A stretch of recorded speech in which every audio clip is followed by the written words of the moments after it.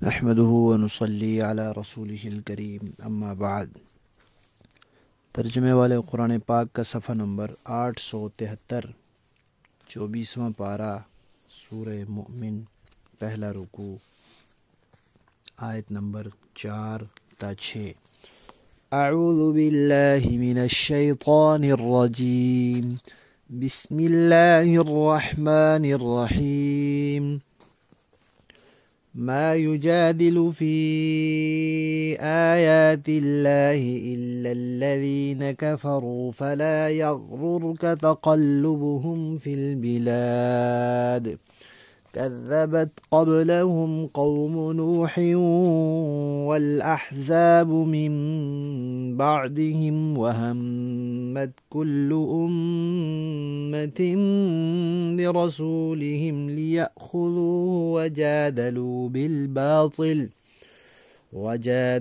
بالباطل ليدحضوا به الحق فأخذتهم فكيف كان عقاب وكذلك حقت كلمة ربك على الذين كفروا أنهم أصحاب النار۔ صدق اللہ العظیم۔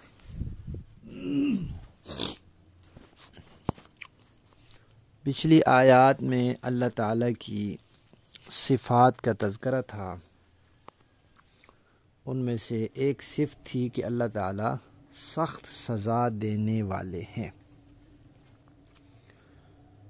اور دوسری تھی کہ اللہ تعالیٰ فضل فرمانے والے ہیں، انعام اور احسان فرمانے والے ہیں، اور اس صفت کا دوسرا معنی یہ تھا کہ اللہ تعالیٰ قوت والے ہیں، طاقت والے ہیں۔ اب کچھ نمونے، کچھ مظاہر بیان ہو رہے ہیں کہ اللہ تعالیٰ سخت سزا دیتے ہیں۔ یہاں اللہ تعالیٰ نے فرمایا کہ اللہ تبارک و تعالیٰ کی آیات میں، احکامات میں جھگڑا کرنا یہ کسی ایمان والے کا کام ہی نہیں ہے۔ اس جھگڑے سے کیا مراد ہے؟ مراد یہ ہے کہ قرآن کی آیات پر، شریعت کے احکامات پر طعن و تشنیع کرنا کہ یہ کیسا حکم ہے، یہ بھی کوئی ہو سکتا ہے، اعتراض کرنا، طعن و تشنیع کرنا، اور فضول قسم کے شبہات پیدا کرنا تاکہ لوگ ان سے بدظن ہو جائیں، دور ہو جائیں، شک میں پڑ جائیں۔ اور اسی طرح قرآن کی آیات کا خود سے ایسا معنی کرنا جو دوسری آیات کے یا مسلمہ شرعی اصولوں کے یا نبی پاک اور صحابہ کی بیان کردہ مفہوم کے خلاف ہو، تو یہ قرآن میں جھگڑا ہے۔ باقی اگر کوئی شخص قرآن کا کوئی غلط معنی بیان کر رہا ہے اور اس کو سمجھانے کے لیے کہا جا رہا ہے کہ بھئی یہ معنی ٹھیک نہیں ہے جو آپ بیان کر رہے ہیں، تو اس کے ساتھ اگر اختلاف کیا جاتا ہے تو یہ تو شرعی ذمہ داری ہے علماء کی کہ کہیں بھی کوئی دین کے خلاف بات ہو رہی ہے تو اس کی پھر وہ تردید کریں۔ تو جھگڑے سے مراد یہ ہے قرآن کو نشانہ بنانا، اور قرآن سے لوگوں کو دور کرنا، اور قرآن کی من پسند تشریح کرنا۔ اس کے بارے میں فرمایا کہ یہ مسلمانوں کا کام نہیں ہے، یہ کافر لوگ ہی کرتے ہیں۔ پھر فرمایا کہ بھئی دیکھو، اس دنیا میں تمہیں کافر نظر آئیں گے، بڑے خوشحال پھر رہے ہوں گے، بڑی بڑی طاقتیں دنیاوی ان کے پاس ہوں گی، بڑے بڑے اقتدار ہوں گے، مالی قوت ہوگی، معاشی قوت ہوگی، افرادی قوت ہوگی، بڑا اسلحہ ہوگا، جدید ٹیکنالوجی ہوگی، ہر قسم کا ساز و سامان ہوگا، سیاسی قوتیں ہوں گی، سارا کچھ ہوگا۔ تو یہ جو اس طرح دنیا میں پھر ٹر رہے ہیں، اس سے تم یہ نہ سمجھنا کہ یہ حق پر ہیں، یا اللہ تعالیٰ ان سے ناراض نہیں ہے، یا اللہ تعالیٰ کا ان پر غصہ نہیں ہے، یہ نہ سمجھنا۔ کیوں؟ اس لیے کہ یہ تو اللہ تعالیٰ کی طرف سے ڈھیل ہے، مہلت ہے۔ اللہ تعالیٰ نے فرمایا کہ دیکھو، تم سے پہلے قومیں گزری ہیں اور ان کے کچھ آثار ابھی دنیا میں ہم نے باقی رکھے ہیں، ان کو دیکھو۔ ایسی قومیں پہلے بھی گزری ہیں جن کا بڑا اقتدار تھا، فرعون کو دیکھ لو، بڑے مال والے تھے، قارون کو دیکھ لو، بڑی افرادی قوت والے تھے، بڑے عہدوں والے تھے، سیاسی طاقتوں والے تھے، سپر پاور سمجھے جاتے تھے، لیکن انہوں نے جرائم کیے۔ جرم کیا کیے؟ 3 جرم اللہ تعالیٰ نے بیان فرمائے ہیں۔ ایک یہ کہ انہوں نے نبیوں کو جھٹلایا، ان کے دعوے نبوت کو جھٹلایا، جو اللہ کے پیغامات انہوں نے پہنچایا ان کو جھٹلایا۔ تو نبی کو جھٹلانا، نبی کی بات کو جھٹلانا، یہ کوئی معمولی جرم نہیں ہے، یہ گویا کہ اللہ کو جھٹلانا ہے۔ اور دوسرا کام کیا کیا؟ انہوں نے رسولوں کی بے ادبیاں کی، توہین کی، رسولوں کے خلاف سازشیں کی، برے برے منصوبے بنائے، ان کو گرفتار کرنے، قید کرنے، شہید کرنے کی سازشیں کی۔ نبی کو ایذا پہنچانا، نبی کے خلاف منصوبہ بندی کرنا بڑا جرم ہے۔ اور تیسرا جرم فرمایا کہ انہوں نے ناحق جھگڑے کیے، خام خواہ، صحیح بات کو کمزور کرنے کے لیے، مٹانے کے لیے، ختم کرنے کے لیے، ہرانے کے لیے، نیچا دکھانے کے لیے انہوں نے لوگوں سے جھگڑے کیے۔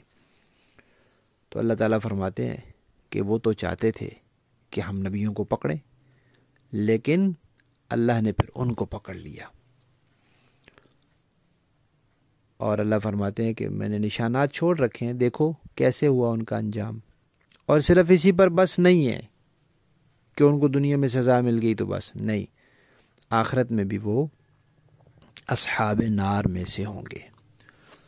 تو یہاں اللہ تعالیٰ نے قرآن پاک میں جھگڑا کرنے والوں کا دنیاوی انجام بھی بتا دیا، اخروی انجام بھی بتا دیا، اور جن جرائم کی وجہ سے وہ اللہ کی پکڑ میں آئے وہ جرائم بھی بیان کر دیے۔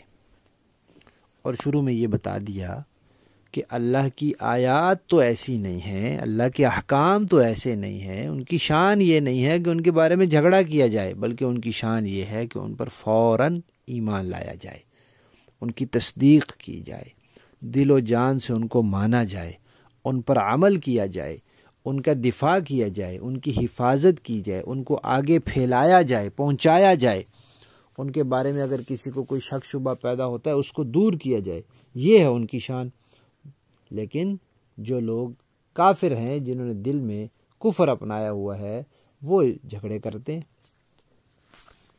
لفظی معنی دیکھیے، ما یجادلو، نہیں جھگڑا کرتے، فی آیات اللہ، اللہ کی آیات میں، الا مگر، الذین، وہ لوگ، کفروا، جو کافر ہیں، جنہوں نے کفر کیا، وہی جھگڑا کرتے ہیں۔ فلا یغررک، آپ کو مغالطے میں نہ ڈال دے، آپ کو دھوکے میں نہ ڈالے، تقلبہم، ان کا چلنا پھرنا، ان کا عروج، ان کی ترقی، ظاہری ترقی آپ کو دھوکے میں نہ ڈالے۔ کہاں چلنا پھرنا؟ فی البلاد، شہروں میں۔ کذبت، جھٹلایا، یہ پہلا جرم ہے، قبلہم، ان سے پہلے، قوم نوح نے بھی، والاحزاب، اور کئی گروہوں نے بھی، یعنی قوم عاد نے، قوم سمود نے، من بعدہم، قوم نوح کے بعد۔ تو قوم نوح کا کیا حال ہوا، قوم عاد کا کیا ہوا، سمود کا کیا ہوا، دیکھ لو۔ دوسرا جرم، وہمت، اور ارادہ کیا، کل امت، ہر امت نے، برسولہم، اپنے پیغمبر کے بارے میں، یعنی جو منکر تھے، کافروں کی ہر امت جو نبیوں پر ایمان نہیں لائے، ان میں سے ہر ایک نے ارادہ کیا اپنے رسول کے بارے میں۔ کیا ارادہ کیا؟ لیأخذوہ، کہ وہ رسول کو پکڑ لیں۔ تو یہ دوسرا جرم ہو گیا، پکڑ کے کیا کریں گے؟ قید کریں، اور اس کو یا شہید کریں، نقصان پہنچائیں۔ اور تیسرا، وجادلوا، اور جھگڑے کیے انہوں نے، بالباطل، ناحق، کیوں؟ لیدحضوا، تاکہ دبا دیں، بھی، اس کے ذریعے، الحق، حق کو، یہ انہوں نے 3 جرم کیے، تو نتیجہ کیا ہوا؟ فَأَخَذْتُهُمْ، اللہ فرماتے ہیں پھر میں نے ان کو پکڑ لیا، فَكَيْفَ كَانَ، پھر کیسے ہوا عقاب میرا عذاب، میری سزا کیسی تھی۔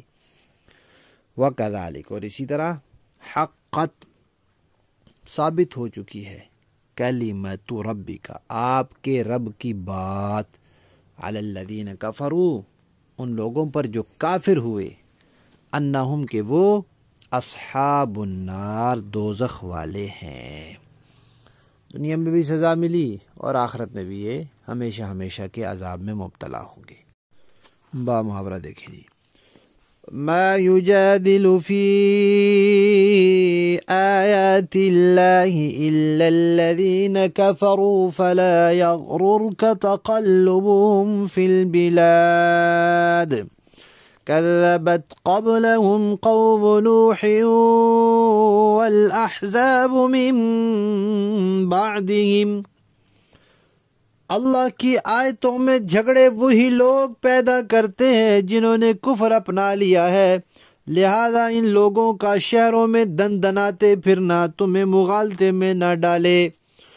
كذبت قبلهم قوم نوح والأحزاب من بعدهم، ان سے پہلے نوح علیہ السلام کی قوم اور ان کے بعد بہت سے گروہوں نے بھی پیغمبروں کو جھٹلایا تھا۔ وَهَمَّتْ كُلُّ أُمَّةٍ بِرَسُولِهِمْ لِيَأْخُذُوهُ وَجَادَلُوا بِالْبَاطِلِ لِيُدْحِضُوا بِهِ الْحَقَّ فَأَخَذْتُهُمْ، اور ہر قوم نے اپنے پیغمبر کے بارے میں یہ ارادہ کیا تھا کہ انہیں گرفتار کر لے، اور انہوں نے باطل کا سہارا لے کر جھگڑے کیے تھے تاکہ اس باطل کے ذریعے حق کو مٹا دیں۔ فَأَخَذْتُهُمْ فَكَيْفَ كَانَ عِقَابِ، نتیجہ یہ ہوا کہ میں نے ان کو پکڑ لیا، اب دیکھ لو کہ میری سزا کیسی سخت تھی۔ وَكَذَلِكَ حَقَّتْ كَلِمَةُ رَبِّكَ عَلَى الَّذِينَ كَفَرُوا أَنَّهُمْ أَصْحَابُ النَّارِ، اور اسی طرح جن لوگوں نے کفر اپنا لیا ہے ان کے بارے میں آپ کے پروردگار کی یہ بات بھی طے ہو چکی ہے کہ وہ دوزخی لوگ ہیں۔ صدق اللہ العظیم۔